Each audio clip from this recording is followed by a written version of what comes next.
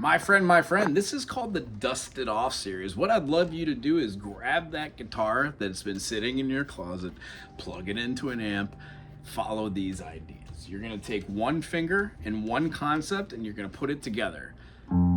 If you already know how to play guitar and you know what chords are and you've been playing chords your whole life and you just don't understand how to make this thing make magic, then this is the series for you. There are a lot of people on this silly interweb. They're going to tell you to do a lot of things. They're going to even charge you money.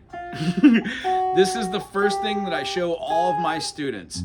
You play with one finger on one hand, one finger on another. You move them in order, playing in between your frettings. If you're playing something like a mandolin that does not have metal frettings, then go ahead and just play half steps or minor seconds, the shortest distance that's in the western ear. By doing this, you are programming your brain and your fingers to do the same thing. By all means, you can go down. You don't even have to keep them in the same rhythmic order. You can play eighth notes. It's gonna get your fingers and your brain really good at hearing different note structures, like tuplets. But the other thing it's gonna do, it's gonna keep your fingers quite close to your fretboard and allow you to do some magical things later when it comes down to remembering where notes are. A good way to understand what increments are: minor second, major second, minor third, and with one finger extension, stretch, you have a major third.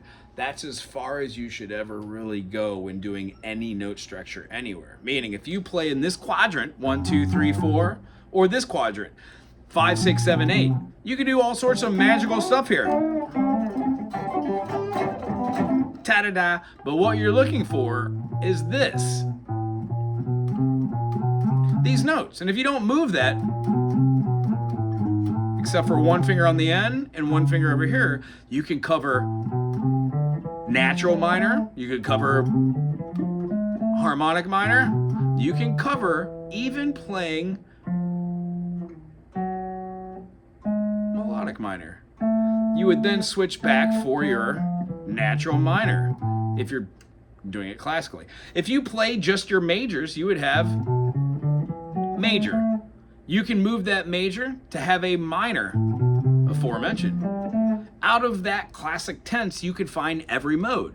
The B Dorian is just A major when you play with the second fingering. When we play C sharp, yeah, you guessed it, we have Phrygian.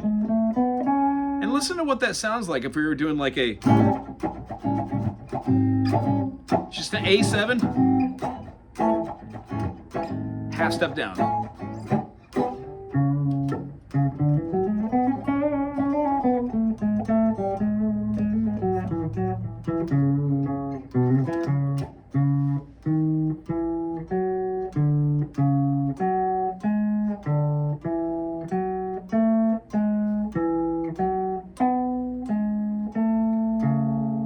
All these notes, when you slow down,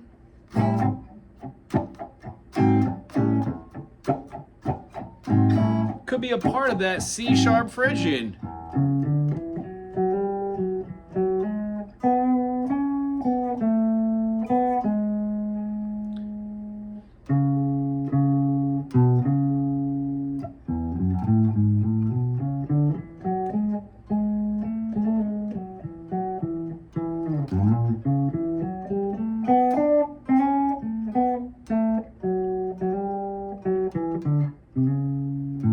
So the notes you already know, like an A dominant 7 or an A major, and then moving a pinky, or seeing it as just not having that much structure at all, you can play a dominant note over the top of the chords you know and love. And if you stay within 4 notes, you can try for all of the notes, but that won't sound good.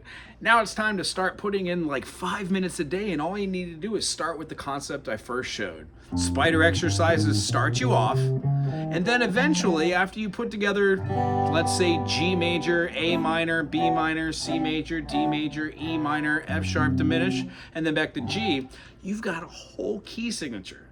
It'll add a little bit more of context to your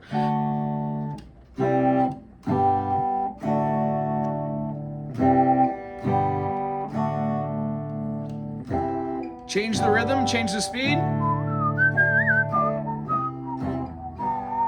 Change the key. If you want, that would be a D, C, and a G. Well, our idea is what key has all of those chords in it? That would be the key of G. So we played a 5, 4, 1. Change the key signature, my friend, and you can do it in A. What's the fifth of A? Well, it's E.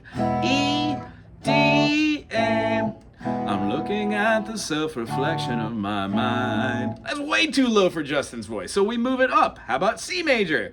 C major would have 1 as the C, well, C, D, E, F, G. So we have, I'm looking at the self-reflection of my mind. Oh, that actually feels like the key. So, dust off your instrument, make sure you're in tune. If you don't remember how to tune it, Google it.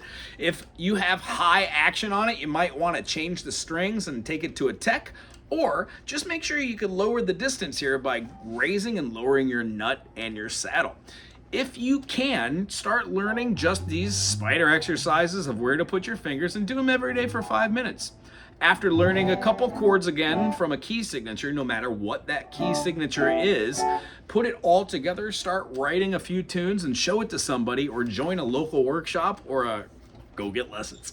Either way, dust off that old guitar. Otherwise, it's just sitting in there, collecting time. Why not spend time playing the guitar? Anywho, I hope that helps to inspire. If it does, thumbs up, put something cool in the comment section, and we'll see you soon. Aloha.